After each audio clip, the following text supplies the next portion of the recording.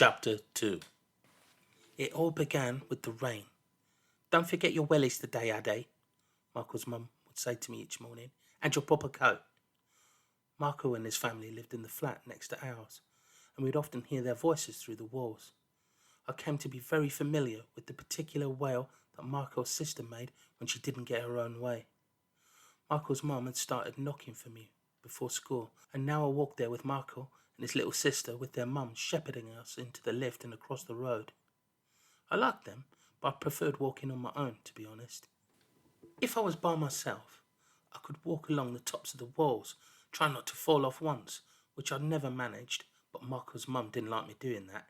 She tutted very loudly the first time I tried to step up, so I didn't do it again. It would have been really hard to walk all the way along the wall that week because it had not stopped raining. Everywhere was slick with water. The puddles had grown so big that you had to jump and leap across them, and still they grew larger each day. Some of them formed little lakes that were so deep you had to walk all the way around the edge of them. They looked like they might swallow you up if you stepped into them. You couldn't see to their bottom. I liked the deep brown-coloured puddles. I liked how you could walk right into them so that your feet would completely disappear. The first day the rain started falling, we spent most of our playtime doing just that, wading into the murky puddles that filled any dip or crevice the water could find in the playground. I remember it was really thundering down all morning, but it turned into more of a drizzle by lunchtime. When we were eating lunch that day, Gaia noticed the teachers all looking out of the windows and having hurried, harassed conversations with each other. "They're talking about wet play," she said, and I looked up from a soggy pile of broccoli I'd been wondering if I could get away with not eating. I'd piled it up on one side of my plate so it looked as small as possible. "Mr. Benton is saying we need to have a run around," she continued, and I looked over to the group of teachers who were looking agitatedly around them with their hands on their hips. "And Miss Faraway is saying only some of the children have got coats today. That not everyone's got coats with them today." Gaia scrunched up her eyes a bit so she could see what they were saying. She wasn't listening to them as such, you see. Gaia was able to understand what most people were saying by looking at how their lips moved. I think it all started because she couldn't hear very well when she was younger. And now, even though she has something inside her ear to help her hear, she still does it all the time. The person has to be looking her way, of course, so she can see their lips moving. Sometimes it's not always completely right, but she can usually get the gist of what they're saying. "Okay, we're going outside. Mr. Benton's getting really cross and saying that it's more important that we have fresh air than if we are wearing coats. Yep, it's outside play." Just a few minutes after that, they blew the whistle and told everyone it was outside play today and to wear a coat if you had one. Gaia smiled at me. Just a small one. She wasn't showing off or anything, but we both liked how her lip reading meant that we often knew what was going on before everyone else. We'd found out about all sorts of things that way. We discovered that Mr. Weaver and Miss Brown were living together after Gaia saw them bickering over what takeaway to order for tea. Miss Brown wanted Chinese and Mr. Weaver fish and chips. We even found out what Mr. Benton's first name was when Mr. Chelmsford, the head teacher, was chatting to him in the corridor. It was something we would never have guessed in 100 years. Gordon. The playground was grey and cold, but full of shrieks and cries of everyone playing in the puddles. I looked around for Gaia. She had come out before me, while I was made to force the last of my broccoli into my mouth. In the end, it hadn't tasted of anything much at all. Just wetness. Green wetness. Gaia was by one of the larger puddles, and I ran over to join her. She was standing at the very edge of it. So I thought that if she wasn't careful, she would fall right in. She wasn't wearing wellies or anything, and I saw her dip the black rounded toe of her shoe into the water and then quickly bring it back out again. Then she did the same with the other foot. Just as she did that, at the very moment she dipped her other foot in, a group of kids barged right past her. She had to take a few steps forward just to keep her balance, right into the middle of the puddle. I'd got caught up to her by this point. "Did you get wet, Gaia?" We both looked down at her shiny, soaked black shoes. Then we looked at each other. Her face broke into a smile first, and before we knew it, we were both laughing so hard that it didn't matter about anyone else in the whole world. You know, sometimes when you laugh, you feel like that.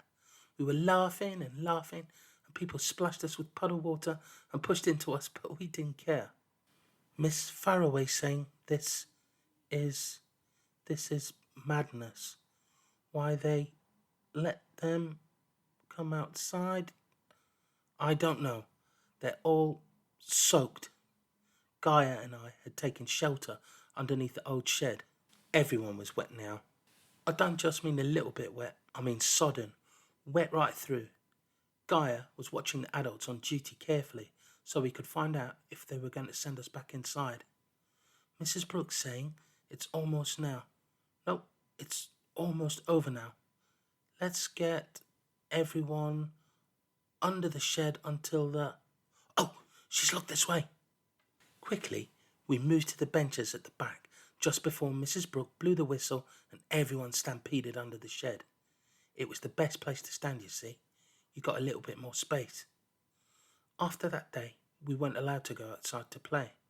Instead, we had to spend each playtime watching films on a screen in the hall. We'd all bundle onto the floor in an uneasy, fidgeting mess. The windows would steam up so we couldn't see the rain coming down, but we could still hear it. The teachers would turn up the volume high so that the film was blaring, but it couldn't block out the pitter-patter of rain on the roof. I remember the thunder too. It would come in the afternoons mostly. The dark grey clouds would roll in from the distance, and everyone would shriek when they heard the deep rumbles. We didn't get a lot of work done in those afternoons. I can't clearly remember how many days it went on for, but people were saying things like it was the wettest month on record, and were comparing it to a monsoon in India and things like that. All I can say is that it didn't ever stop. Even when you thought it wasn't raining anymore, if you looked carefully out of the window, you could still see the drops in the puddles. They made little circles in the water. It got to the point where you never felt properly dry, even if you were tucked up in bed at night. The sound of water was all around us. Buildings sprang leaks, so not only did you hear the fall of rain outside, but also the loud, steady drips landing in buckets and bowls and pans. Gaia liked the rain. She said it made her feel awake. Sometimes she would point her face up towards the sky and let the raindrops land on her and trickle down her cheeks like tears. Some of the other children couldn't understand what she was doing and would laugh at her, but I knew it was because she liked the feeling, just like how I loved balancing on the top of walls. I think it was because of this, because we sort of understood things like that we were only really friends with each other. I liked the other kids well enough, but sometimes there seemed to be some sort of invisible barrier between us, which I didn't know how to make go away. Like with Michael. We walked to school every day for weeks, swinging our bags together as we walked side by side, but we never really spoke. I don't know now if I ever tried to start a conversation, but all I can really remember is the sound of our footsteps in a steady beat in place of the sound of our voices. I don't know when I first properly met Gaia. I can't remember a time when she was not there. I think our mums were friends first, and although they stopped seeing each other, I still saw Gaia every day at school. She didn't live in my block though. Her tower sat across the road from mine, but we both lived on the 17th floor. We liked that. Our blocks looked almost identical, but not quite.